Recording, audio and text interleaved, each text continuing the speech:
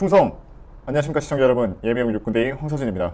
자, 오늘은 강원도에서 군인들을 대상으로 장사를 하시는 몇몇 사장님들의 대한민국 안보 걱정에 대해서 말씀드리도록 하겠습니다. 최근 군인 휴대폰 사용 시간을 줄여달라 강원 주민이 호소한 이유라는 아주 재미있는 기사를 하나 읽었습니다. 자, 뉴스 기사에 따르면 최문순 강원도지사는 지난 28일 평화지역 외식, 숙박업, 민박업 대표자와 간담회를 갖고 건의사항을 들었다고 합니다.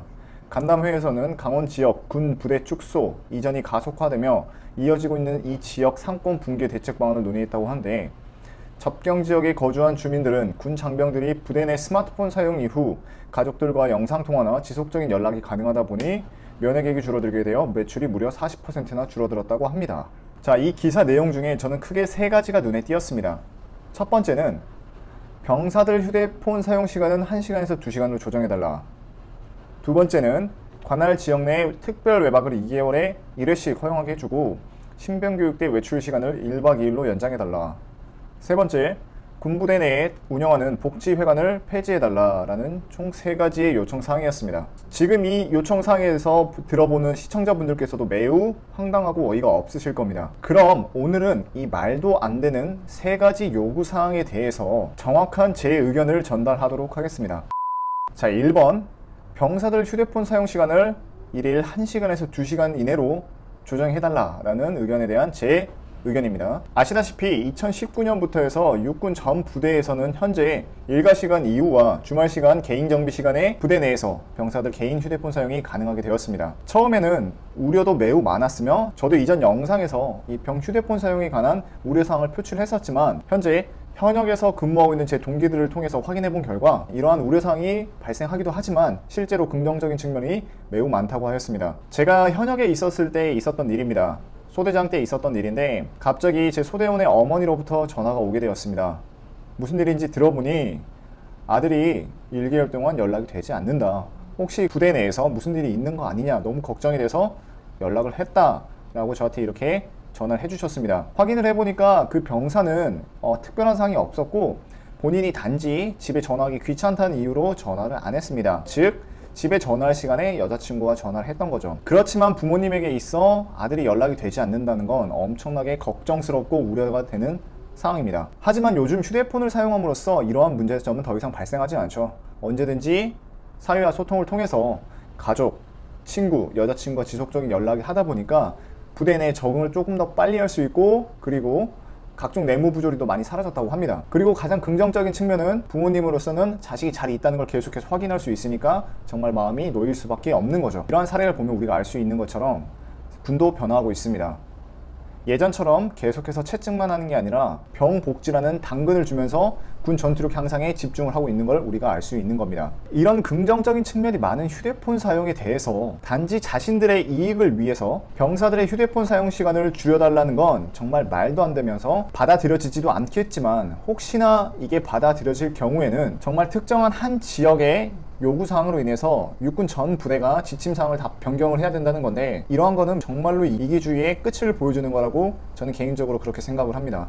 이는 결국 군인들 개개인을 돈으로밖에 안 보고 개개인의 자유까지 침해하는 주장이라고 저는 생각을 합니다. 자, 두 번째, 관할 지역 내 특별 외박을 2개월에 1회씩 허용해주고 신병교육대 외출 시간을 1박 2일로 연장해달라라는 주장에 대한 제 의견입니다. 아시다시피 군에는 외출 및 외박을 나간 장병들이 지정된 지역 내에 머물러야 하는 위수지역 제도라는 게 있습니다. 즉 무슨 일이 발생할 경우에 즉각적으로 부대 내에 복귀하여 전투에 임할 수 있어야 하며 1시간 이내에 부대에 도달할 수 있는 거리에 위치하고 있어야 된다는 것입니다. 그러다 보니 이러한 위수지역을 위탈할 시 적발되면 징계 처리를 받게 됩니다. 이러한 위수지역 제도로 인해서 전방에서 군생활하고 있는 대부분의 장병들은 부대가 위치한 읍내로 주로 나가서 놀게 되는 거죠. 자, 지금 제가 보여드린 사진이 어딘 줄 아시나요? 아마 3사단이나 15사단에서 근무하시는 분들이라면 한 번쯤은 다 와보셨을 곳입니다. 지금 제가 보여드린 게 2019년에 찍힌 로드뷰인데, 이곳은 제가 초임장교 시절 때 근무했던 철원의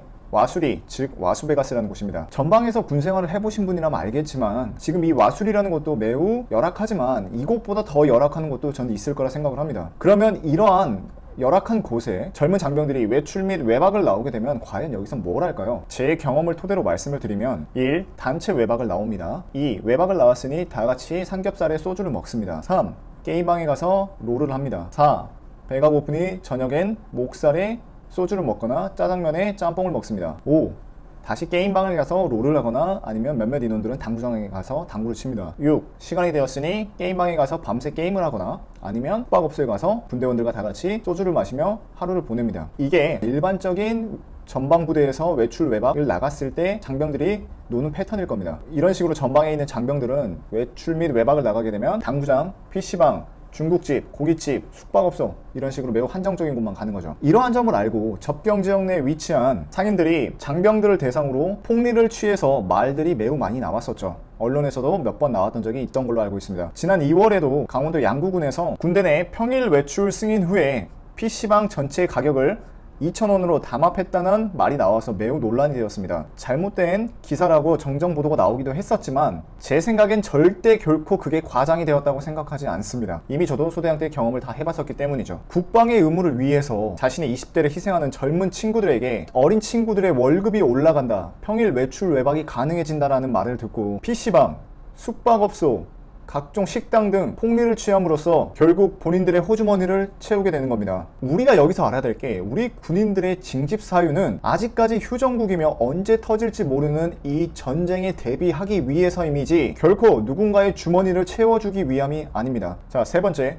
군부대 내에서 운영하는 복지회관 운영을 폐지해달라라는 의견에 대해서 제 생각을 말씀드리겠습니다. 저는 군에서 제공하는 복지 중에 가장 마음에 드는 복지 중에 하나가 바로 부대 내 운영하는 복지회관이라고 생각을 합니다. 장병들에게 양질의 음식을 저렴한 가격에 제공을 하고 있으며 군 가족 및 면회객들을 위해서 저렴한 가격에 숙박을 할 수 있도록 도와주죠. 그런데 저렴한 복지회관 때문에 일부 상인들이 피해를 입기 때문에 군 복지회관을 폐지해달라라는 건데, 여러분 혹시 지금 이 사진 속 인물이 누군지 아십니까? 아마 대부분 다 모르실 거예요. 이 사람은 윌리엄 카일 카펜터라는 미 해병대 출신의 미국인입니다. 해병대 군복무 시절에 날아온 수류탄으로부터 자신의 동료들을 구하기 위해서 자신의 몸을 바쳤던 사람이고, 기적적으로 살아남아서 40여 차례의 대수술을 거쳐서 정말로 기적처럼 살아남은 기적의 사나이입니다. 이에 미국 정부는 미국에서 줄 수 있는 최고의 훈장인 명예의 훈장을 직접 정부에서 수여하기도 했습니다. 우리는 이걸 보면서 어떤 생각이 드시나요? 역시 미국은 미군에 대한 대우가 엄청나게 대단하다. 우리나라는 아직도 멀었다 라고들 다들 생각을 하실 겁니다. 도대체 왜 우리나라는 안 될 거라고 생각을 하시는 겁니까? 저렇게까지는 아니더라도 우리 국민들부터가 군 장병들에 대한 따뜻한 시선, 격려, 그리고 그들에 대한 대우를 하나씩 차근차근 바꿔가면 된다고 생각을 합니다. 그런데 이런 국방의 의무를 다 하는 20대 젊은 친구들에게 정말 고생한다, 따뜻한 말 한마디, 그리고 그들을 위한 우리가 혜택을 주지도 못하면서 이들을 대상으로 해서 폭리를 취하면서 여기서 멈추는 게 아니라 군 복지의 가장 기본 중 하나인 복지회관을 폐지 요청을 한다는 게 본인 스스로들이 생각하기에 말이 된다고 생각하시는 겁니까? 자, 방금 제가 언급드린 이 세 가지 문제점은 정말 미시적 관점에서 바라봤을 때의 문제점이라 생각합니다.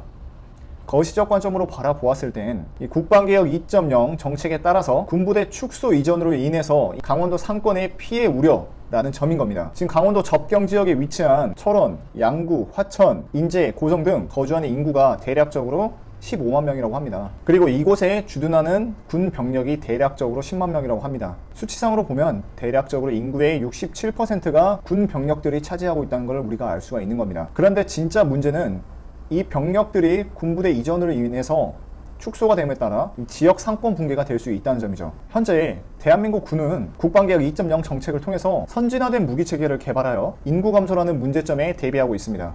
인구 감소 문제는 단지 특정 지역, 특정 분야에만 국한된 게 아니라 지금 국가적 전체적인 문제점으로 보고 있는 시점입니다. 그러면서 모든 분야, 모든 지역에서도 이에 맞춰서 계속해서 변화가 요구되고 있죠. 시대는 계속해서 변화되고 있습니다.